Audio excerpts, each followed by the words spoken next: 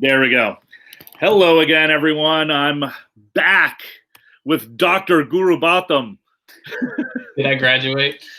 What else have you been doing the last couple weeks, right? You've probably new baby in the house. I'm sure it's been nothing but time. I found some hacky online program. I asked Kevin to chat again about some of the Christian readings we've done over the last couple of days through the readings of Ephesians. And I think there's some really interesting points here about Christianity and what makes it different, and really just a way of understanding I want to see if we can understand some of the major terminology and some of the major ideas of Christianity. Sound good? Sounds good. Good. All right.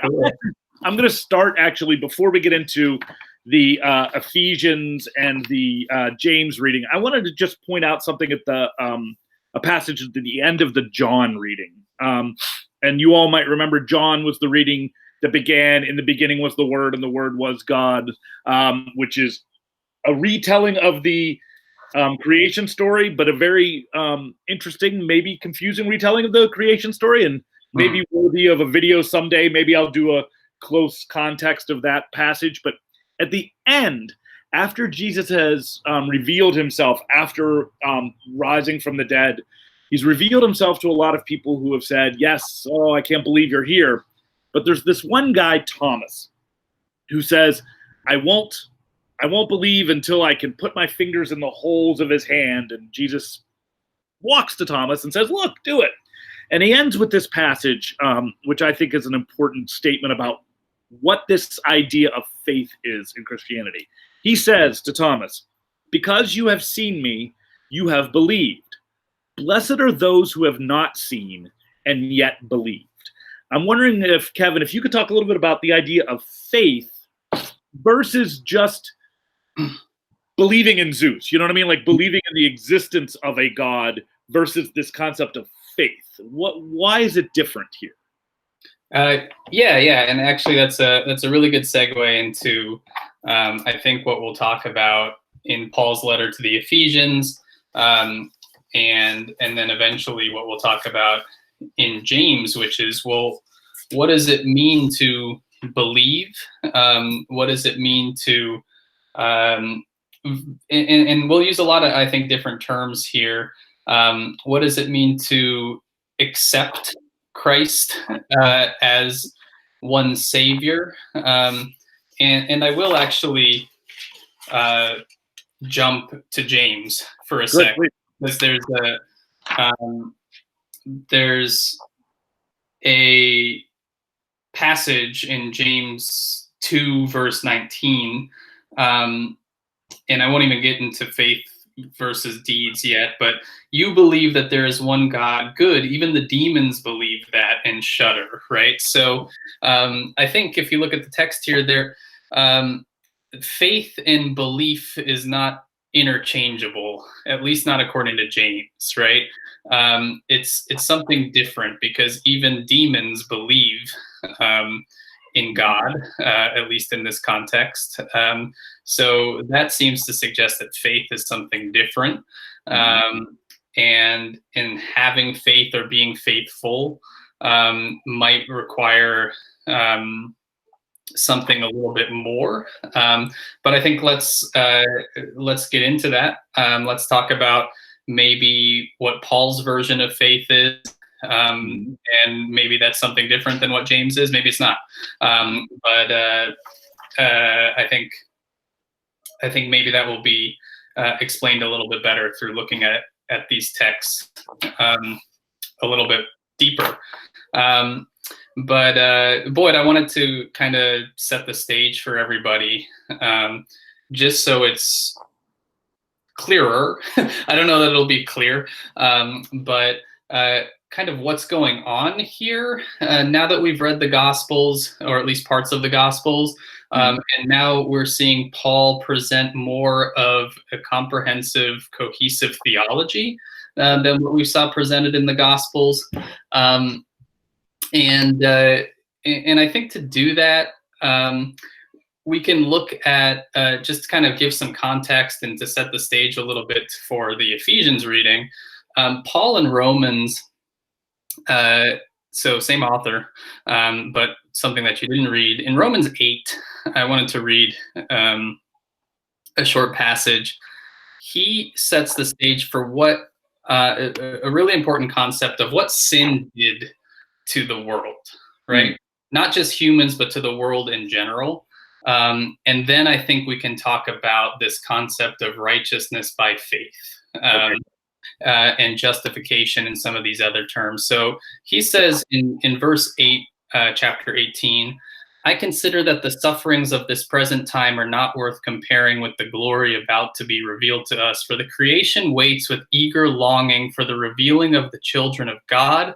For the creation was subjected to futility, not of its own will, but the will of the one who subjected it, in hope that the creation itself will be set free from its bondage to decay and will obtain the freedom of the glory of the children of God. We know that the whole creation has been groaning in labor pains until now, and not only the creation, but we ourselves who have the first fruits of the Spirit groan inwardly while we wait for adoption, the redemption of our bodies. For in hope we were saved. Now that is not seen is not hope. Now, hope that is seen is not hope, sorry, for who hopes for what is seen? But if we hope for what we do not see, we wait for it with patience. So again, talking about seen versus not seen, and this idea of hope. And then also this concept of, and Paul also talks about the wages of sinners' death. And you all read this in what Christians would call the Old Testament, right? And then this idea of sin being a curse on everything, right? And I think this is what's really key to understanding Paul, is that through sin, we have been cursed to death, right? Yeah. And so Boyd, I'll put this to you. So when you read Paul, that's the problem, right?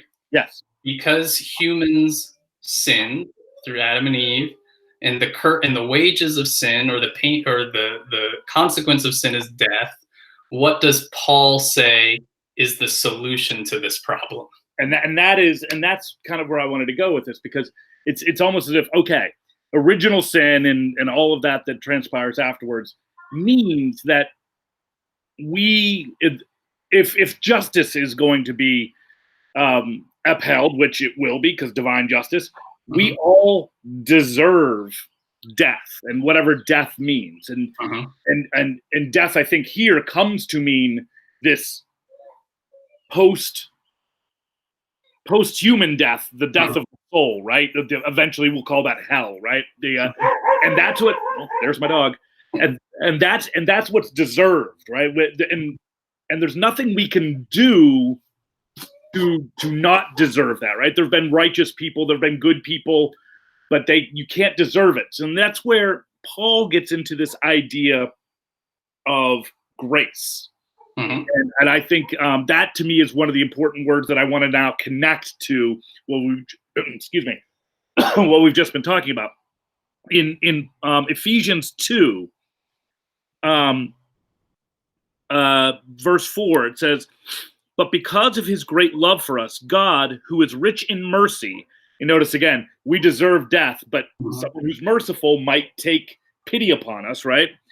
Made us alive with Christ, even when we were dead in transgressions. And again, we are all dead in transgressions. We deserve it. This is it. It is by grace you have been saved. And so this idea of grace is fascinating, right? It's that thing that, think about getting a grace period on your paper, right? It's yeah, you didn't do what you were supposed to do, but we're going to say it's okay anyhow. And it's almost like God's doing that here for people. Hey, you deserve this badness, but out of the goodness of my heart, or God, whatever God has physically, you're not going to have to pay the punishment. And the question is, okay, that's awesome. does everybody get that grace? Why is it that some people will get the grace and get that mercy while other people will not?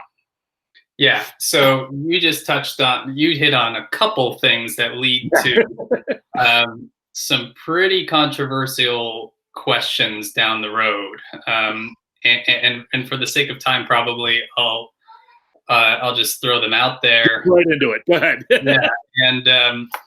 And so that question of choice or free will, that will come up again, and I want our students to really understand that. And it's not a matter of free will at large, like whether or not humans have the free will to stand up or to move around. It's specifically free will as it relates to salvation of our souls. All right, this becomes a major question, particularly around the time of the Reformation, and before, but it becomes a major topic around the time, and you'll see it again in European civilization. And you see here in Paul this kind of really loaded terminology in Ephesians 1. For he chose us in terms that, this is verse 4, for he chose us in him before the creation of the world to be holy and blameless in his sight. In love, he predestined us to be adopted as his sons through Jesus Christ in accordance with his pleasure and will. And then in 11, in him we are also chosen, having been predestined according to the plan of him who works out everything in conformity with the purpose of his will. So that suggests maybe, and I stress this because so many biblical scholars wrestle over, does this mean that some people have been chosen ahead of time to be believing Christians? Or is there a way for anybody to choose Christ, right? That becomes, it's an overly simplified way to put it, but this becomes a major point of controversy, right? And I'll use this as a way to segue into James. The way to really frame this question is, well, what role do human beings have as it relates to our salvation, right? Yep. And why I started with the Romans passage is, it's a human nature question, right? And we always ask you all to look at creation stories, and we always ask, well, what's the human role in this creation story? Because it often then leads to, well, what does this say about human nature and how this particular society or this culture views human nature, right? Yeah. And here in the Christian tradition, it's a very interesting, I think, human nature question as well, right?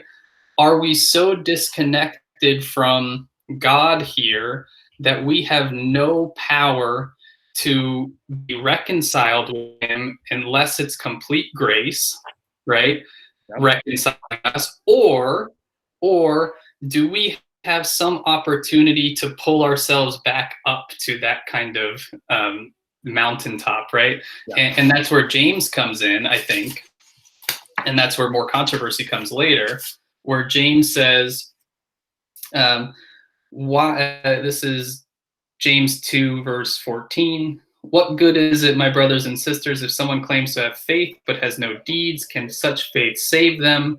And what I read before, show me your faith without deeds, and I will show you my faith, but my deeds. You believe that there is one God, good. Even the demons believe that and shudder. Was not our father Abraham considered righteous for what he did when he offered his son Isaac on the altar? And actually, Paul references Abraham and says in Romans, Paul says Abraham has nothing to boast about. Abraham didn't do anything. Yeah. So he actually has kind of a contradicting view of Abraham, I think, by saying that actually Abraham just showed nothing but faith, but James here is saying that Abraham had good works too, right? So in other words, I think simplifying the controversy here, the question is, well, what can humans do in regards to bringing about their salvation? Is it all God's grace, which I think we're seeing that Paul is suggesting that this is God's doing and it is a gift. That's another way, but it's gift from God. Or do humans have to do something to meet God in order to be granted that gift? And I don't think James would suggest that it's not a gift, but there is some human role here too. And it starts from the basis of, well, what do you think sin did as far as how disconnected we are from God from the beginning? No, I think that's great. And I think that gets really at the heart of this controversy. The idea and the Latin term that you'll hear next year, sola scriptura and fidel, what is it? Fides? Sola fide? Yes. Yeah. Which is faith alone. Like the way I get to heaven is through faith alone. Somebody else will say, no, you get to heaven through faith and your works. You have to do both. And this will be a major split between what will become Catholicism versus Protestantism and some other things. But there's also another break that you see in Paul's letter, and I think I'll end on this because we've been going for a long time. In the passage that we talked about last time, Kevin pointed out a great moment where Jesus says, I come not to destroy or replace the law, but the law is still part of it. That idea that he is a continuation of the Jewish tradition and all of that. And Paul, here you can finally see Paul making that break where Christianity is stopping being just something that is for Jews. Yep. It has now become something that's to spread. But to do that, he needed to kind of get rid of that idea that you have to be following Jewish law. And he says on Ephesians 2:14, for he himself is our peace, Jesus, who has made the two one and has destroyed the barrier. This is the barrier between Jews and non-Jews. The dividing wall of hostility, and yes, there was a big wall of hostility, by abolishing in his flesh the law with its commandments and regulations. Here we now see a split, a division from Judaism, the Ten Commandments, not that those are bad things, but that those things are not part of that idea of what saves you. By not stealing, by not doing all of those things, that is not how you get to heaven. You get to heaven through faith. Now, there is a big question of if you're truly someone who believes in Jesus and believes in his teachings, would you be the kind of person that actually stole and murdered? Correct. Yes. Probably not, right? So there's while that isn't the reason you're getting into heaven, it naturally follows that if you are someone with this faith, you will tend to be the kind of person who does these things. Does that all make sense? Yeah, and to add on to that, in a verse from Romans again. So Paul says a lot of the same things throughout his letters. He says in chapter 3, what shall we conclude then? Do we have any advantage? Not at all. For we have already made the charge that Jews and Gentiles alike are all under the power of sin. Skipping a little bit. Now we know that whatever the law says, it says of those who are under the law, so that every mouth may be silenced and the whole world held accountable to God. Therefore, no one will be declared righteous in God's sight by the works of the law. Rather, through the law, we become conscious of our sin. Right? So this idea that whether you're a Jew or a Gentile, whatever the case may be, sin has cursed us all, and Christ is the one who can reconcile you back to God. That's the only way, right? And it's not that the law becomes unimportant. In fact, it's very important in helping us to see that we are a sinner. Right. Yeah. That's what Paul will talk about. And it's not that we just can do whatever we want. But the ethics of Paul, I think, comes after the justification by faith, and what you want to do as a result of that transformation. And it would be really interesting to talk about the conversion story of Paul for another day. No, that's good. And I think we've talked probably long enough, but one thing I'm going to let the kids know, one of the videos I'm going to be making next, which is about a reading you're actually not even doing. There's a letter from Pliny the Younger to the Emperor Trajan, and it's about how the Romans understand Christianity, right? We're talking about these passages which are really challenging for theologians and Christian scholars to kind of come to terms with. And even Jesus in the parable says, I speak in ways that only a few will understand. And so imagine not being in this tradition and seeing this group of beliefs out there and having no way of kind of figuring out what it all means. And so we're going to talk a little bit about the Christians being deemed cannibals by Nero. And then Pliny talks to Trajan about what he sees and how he thinks Christians need to be treated. So I'll do a video on that probably in the next couple of days. But Kevin, thank you very much. I'm sure we'll do more of these. We got Marcus Aurelius next week, so we'll probably count me in for that one. All right, buddy. Thanks, man. All right. Yeah. See if I can figure out again. Stop recording. And